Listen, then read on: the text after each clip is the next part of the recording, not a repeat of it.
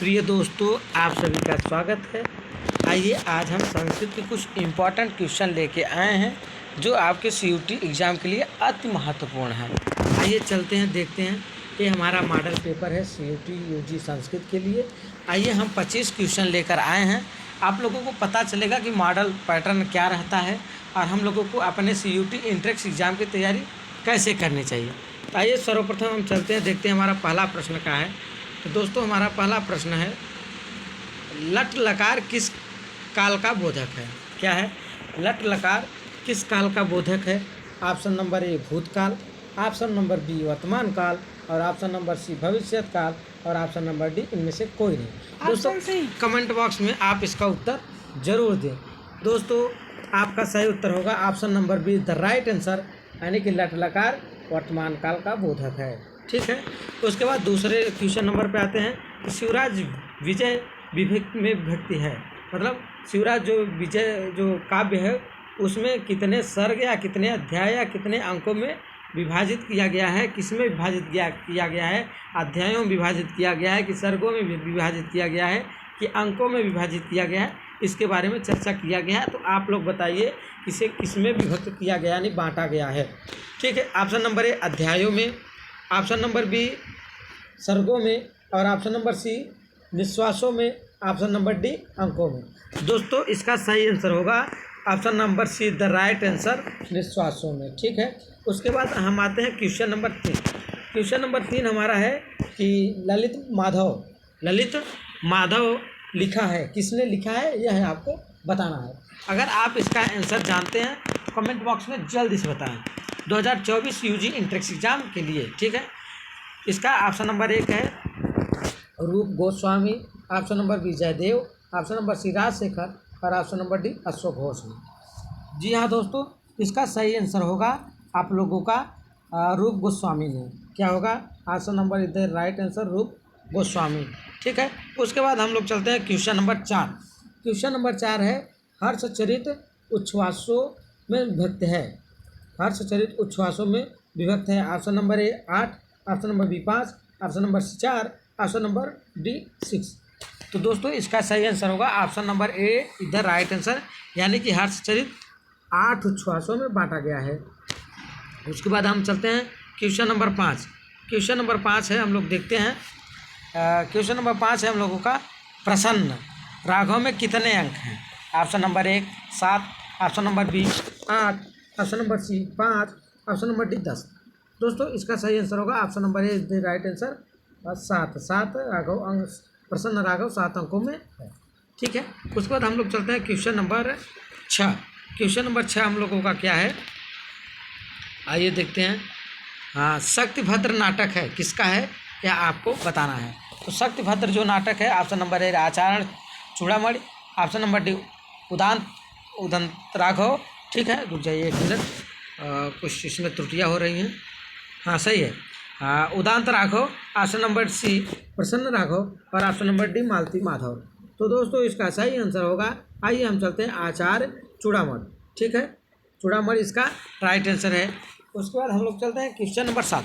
देखिए आपको जो क्वेश्चन इसमें आ रहा है उसको कमेंट बॉक्स में ज़रूर बताएं, जिससे हमें पता चले कि आपको क्या आ रहा है क्या नहीं आ रहा है। उसके आधार पे हम इस वीडियो के बाद सभी टॉपिक के वीडियो बनाएंगे और आप लोगों को जिससे सीयूटी यूजी एंट्रेंस एग्जाम में सहायता प्रदान हो सके। ठीक है।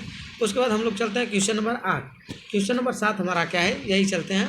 तो इसमें प्रबोध चंद्रोदय चंद्रधन उदय, तो क्या होगा चंद्रोदय नाटक किसका है? कृष्ण मिश्र, भास, मुरारी, राजशेखर।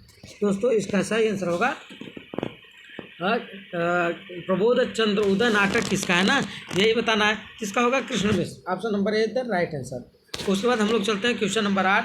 गर्भ नाटक किस कवि की मौलिक कल्पना है? मौलिक कल्पना भवभूत, भास, कालिदास, अशोक घोष। तो बताइए आप लोग कमेंट बॉक्स में 3 सेकंड के अंदर बताइए। 1 2 3। तो इसका सही आंसर होगा हम लोगों का भवभूत। ठीक है। ये नाटक जो है कि नाटककार हैं जो हमारे संस्कृत के। उसके बाद हम लोग आते हैं पूर्वोत्तीड़े तड़ाकस्य पूर्वोत्तीड़े तटाकस्य परिवाह प्रतिक्रिया उत्तर रामचरितम किस अंक में है? ठीक है, उसके बाद आइए चलते हैं, देखते हैं इसका सही आंसर क्या होगा। ऑप्शन नंबर 1 दूसरे में, ऑप्शन नंबर तीसरे में, ऑप्शन नंबर डी चतुर्थ में, ऑप्शन नंबर प्रथम में। दोस्तों इसका सही आंसर होगा option number be the right answer, तीसरे में। उसके बाद हम चलते हैं क्वेश्चन नंबर 10। सारीपुत्र प्रकरण के लेखक हैं मुरारी, अशोक घोष, भास, कालिदास। जी हाँ दोस्तों, तो इसका सही आंसर होगा सारीपुत्र का अशोक घोष। उसके बाद हम लोग चलते हैं क्वेश्चन नंबर 11 और उसके बाद 12।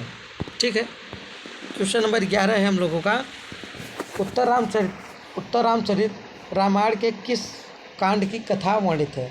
ये जो उत्तर रामचरित है ये रामायण में जितना आपको पता होगा 7 कांड हैं, तो रामायण के किस कांड में इस कथा का वर्णन है, मतलब किस कथा का वर्णन है? अयोध्या कांड, उत्तराकांड, अरण्य कांड और बाल कांड। दोस्तों इसका सही आंसर होगा 12 का जो है कि आपका 11 क्वेश्चन नंबर का इसका सही आंसर होगा, आप लोगों को बता दें, उत्तरकांड। ठीक है, Uttarkand is the right answer, यानी ऑप्शन नंबर बी। उसके बाद हम लोग चलते हैं क्वेश्चन नंबर 12।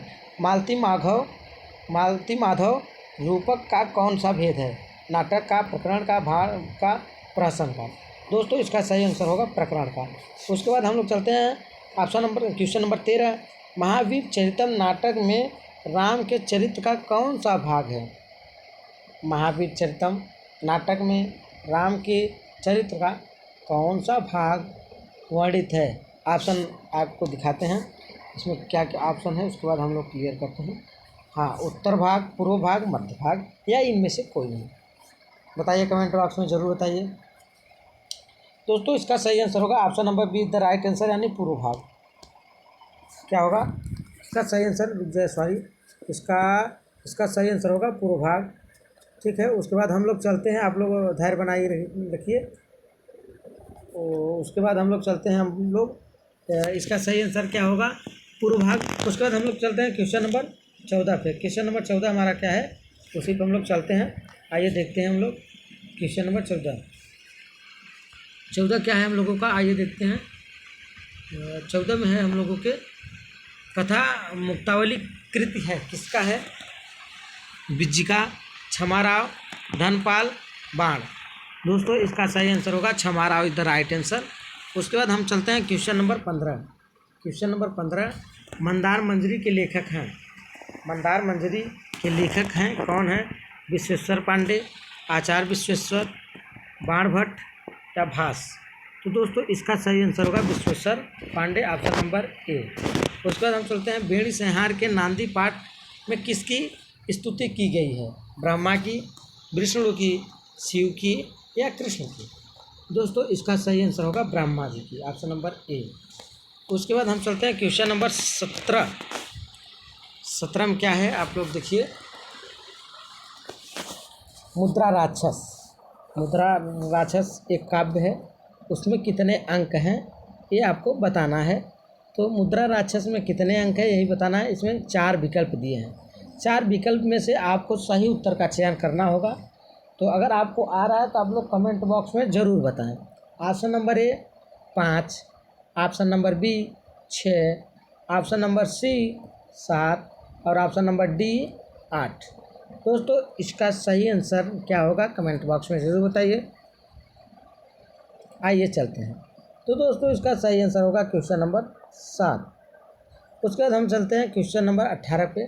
भारवी उपासक थे, अब किसके उपासक थे आपको बताना होगा। भारवी उपासक थे ये तो पता है, लेकिन किसके उपासक थे ये आपको बताना है। अगर आपको आ रहा है तो आप लोग कमेंट बॉक्स में मैसेज कीजिए, नहीं आ रहा है तो हम बताते हैं। तो दोस्तों आइए चलते हैं। ब्रह्मा भारवी उपासक थे ब्रह्मा के या विष्णु के या शिव के या पार्वती के। दोस्तों इसका सही आंसर होगा भारवी शिव के उपासक थे। अब आइए चलते हैं क्वेश्चन नंबर 19। क्वेश्चन नंबर 19 है, सेतुबंध महाकाव्य किस भाषा में लिखा गया है? प्राकृत, संस्कृत, महाराष्ट्री, प्राकृत।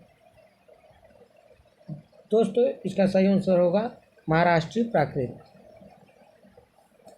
आइए अब चलते हैं क्वेश्चन नंबर 20। क्वेश्चन नंबर 20 है, भास के नाटकों की संख्या ए 14, बी 13, सी 10, डी 12। दोस्तों इसका सही आंसर होगा 13। दोस्तों आइए चलते हैं क्वेश्चन नंबर 21। साहित्य दर्पणकार हैं आचार्य विश्वेश्वर, आचार्य विश्वनाथ, विश्वेश्वर पांडे, मम्मट। दोस्तों इसके सही उत्तर का चयन कीजिए। दोस्तों इसका सही आंसर होगा, बताइए, साहित्य दर्पणकार। इसका सही आंसर की आपकी अपेक्षा है कि आप लोग अच्छा देंगे। आइए चलते हैं आचार्य विश्वनाथ, ठीक है, इसके साहित्य दर्पणकार हैं, सॉरी। आइए चलते हैं क्वेश्चन नंबर 22। नाट्यशास्त्र के प्रणेता हैं भरत मुनि, मम्मट, विश्वनाथ, भरत। 22। तो दोस्तों इसका सही आंसर होगा भरत मुनि। उसके बाद हम चलते हैं क्वेश्चन नंबर 23। क्वेश्चन नंबर 23 है हमारा, क्वेश्चन नंबर 23 क्या है, आइए चलते हैं देखते हैं। दोस्तों इसका सही आंसर होगा क्वेश्चन नंबर 23 का कि सभी रूपकों का सामान्य लक्षण किस रूप के समान है। बताइए। ऑप्शन नंबर ए नाटक, बी प्रकरण, सी प्रहसन, डी बाण भाण। ठीक, इसका सही आंसर होगा ऑप्शन नंबर 23 का बेड़ी संहार। नहीं सॉरी, हाँ 23 पढ़ना है हम लोगों का ना। हाँ, नाट्यशास्त्र के प्रणेता पढ़ चुके हैं भरत मुनि, ठीक है।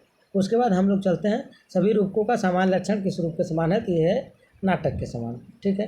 अब हम लोग चलते हैं क्वेश्चन नंबर 24। भवभूत का कौन सा नाटक नहीं है। उत्तर रामचरितम, बेड़ी संहार, मालती राघव, माधव, महावीर चरितम। तो दोस्तों इसका सही आंसर होगा बेड़ी संहार, इनकी जो है नाटक नहीं है। अब हम चलते हैं क्या क्वेश्चन नंबर 25 पे। क्वेश्चन नंबर 25 है हम लोगों का, शिवराज विजय किस विधा का ग्रंथ है। शिवराज, देखिए ये क्वेश्चन देखिए शिवराज विजय किस विधा का ग्रंथ है।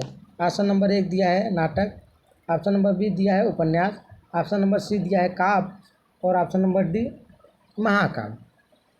जी हाँ दोस्तों, इसका सही आंसर होगा उपन्यास। क्या होगा, उपन्यास। उपन्यास इज द राइट आंसर।